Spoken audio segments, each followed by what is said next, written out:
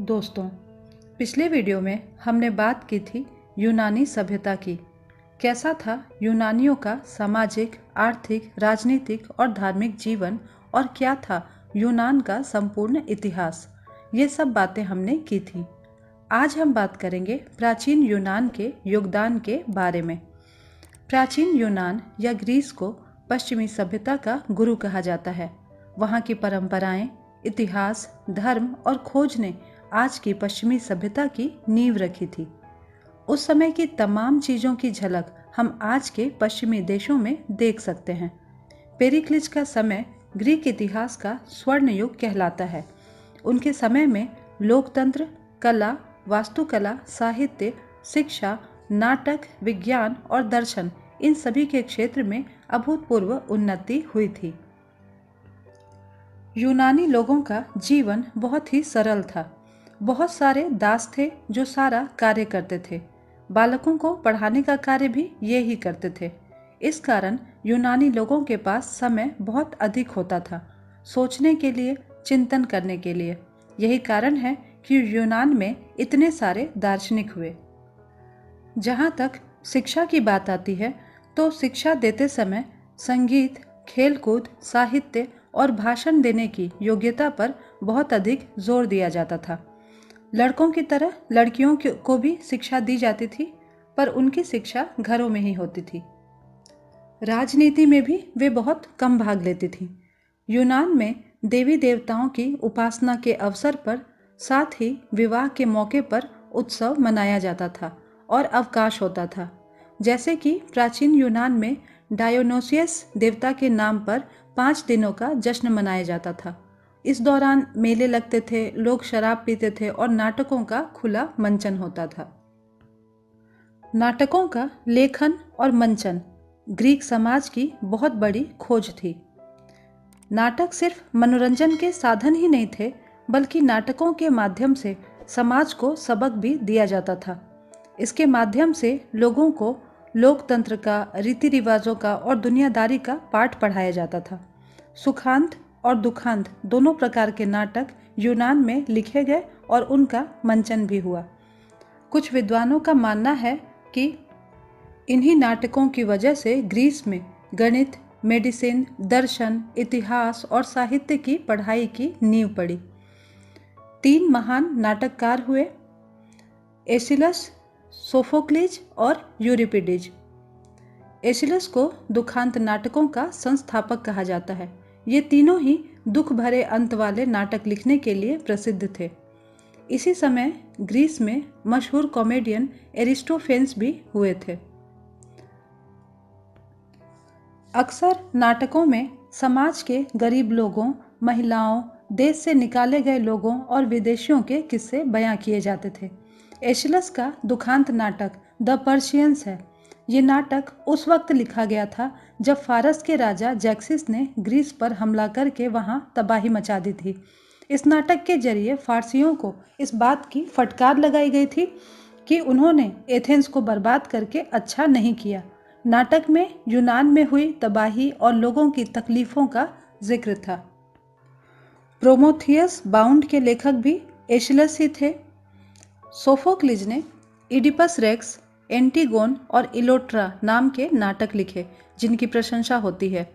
यूरिपिडीज का विख्यात नाटक ट्रोजन विमेन है। इस नाटक ने दुनिया भर में धूम मचा दी थी। यूरिपिडीज ने ज़्यादातर गरीब किसानों और दासों की दयनीय स्थिति के बारे में लिखा था। यूनानी लोग हास्य और व्यंग्य के भी रचनाकार थे। The frog and the cloud जैसे अरस्तु के नाटक हास्य और व्यंग्य से भरपूर थे। ग्रीक को इतिहास लेखन का उद्गम स्थल माना जाता है। यूनानियों ने ही सबसे पहले इतिहास लिखने का चलन शुरू किया था। हेरोडोटस को इतिहास का जनक कहा जाता है। उन्होंने ग्रीस और फारस के बीच हुए युद्ध का वर्णन किया। थ्यूसिडाइडिस ने पेलोपोनेशियन युद्ध के बारे में लिखा था, जो एथेंस व स्पार्टा के मध्य हुआ था। इसके अलावा जेनोफन, प्लूटार्क, प्लिनी, टॉलमी ये सब भी अन्य इतिहासकार थे। जहाँ तक यूनानी साहित्यकारों की बात है तो होमर ने 2 विश्व प्रसिद्ध महाकाव्यों की रचना की थी, इलियड और ओडिसी। एक दूसरे साहित्यकार हुए हीसियड।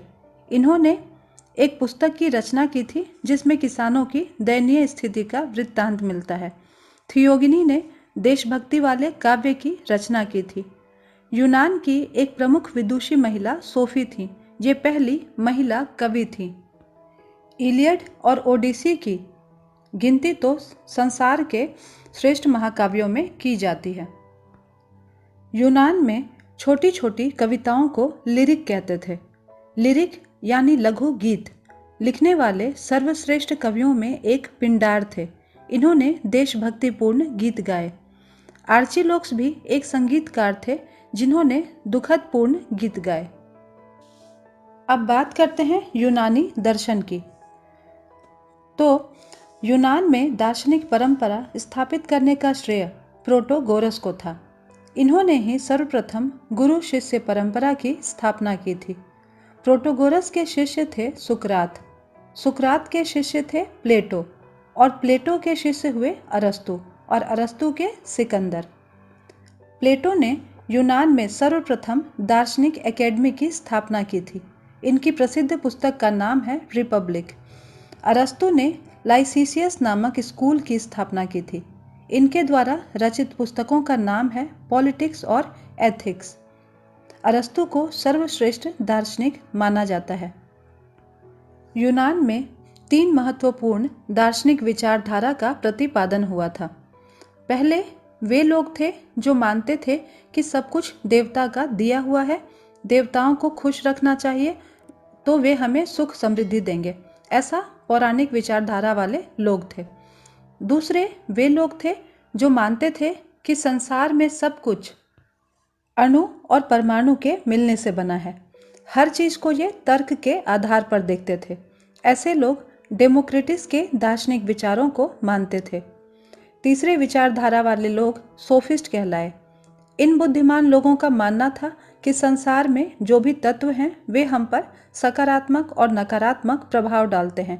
इन प्रभावों का विश्लेषण करना चाहिए। इनके अलावा 2 अन्य विचारधाराएं भी दर्शन के क्षेत्र में थीं, स्टोइक और एपिक्यूरियन। स्टोइक लोग नियतिवादी थे, मतलब इनका मानना था कि जो किस्मत में लिखा है वो तो होकर रहेगा। और एपिक्यूरियन लोगों का मानना था कि हमें सादा और सरल जीवन जीना चाहिए, हमें शांति की तलाश करनी चाहिए। अब बात करते हैं विज्ञान के क्षेत्र में यूनानियों के योगदान की। यूनानियों के लिए विज्ञान और दर्शन में कोई खास अंतर नहीं था।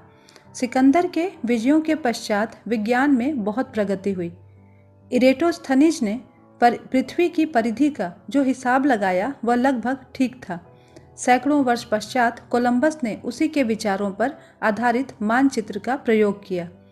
सिकंदरिया शहर चिकित्सा शास्त्र के अध्ययन का प्रसिद्ध केंद्र बन गया।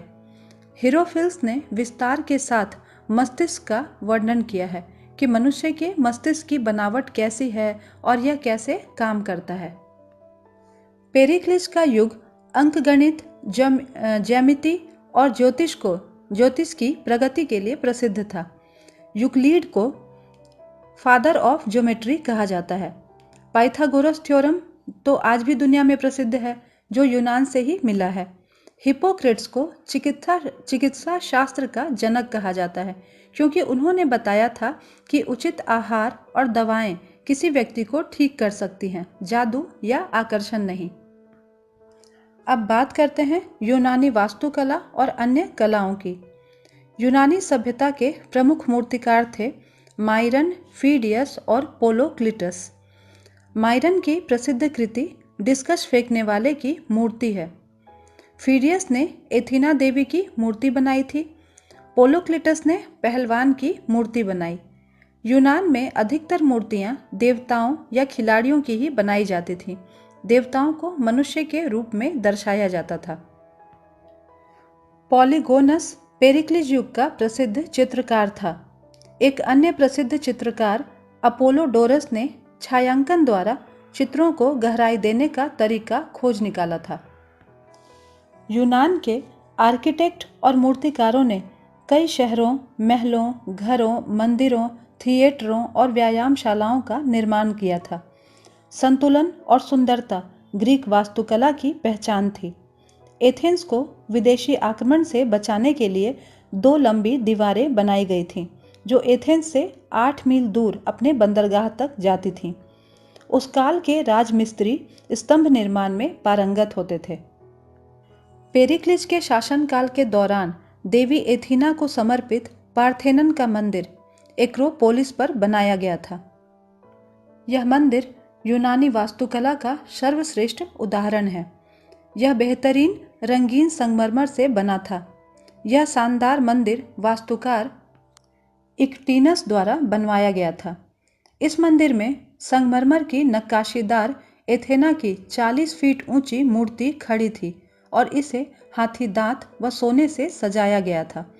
फिडियस ने एथीना देवी की मूर्ति बनाई थी, जो विद्या और कला की देवी थी।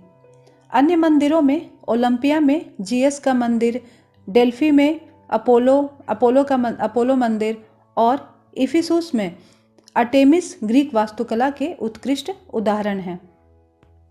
तो दोस्तों, ये थी यूनानियों के महत्वपूर्ण योगदान। धन्यवाद।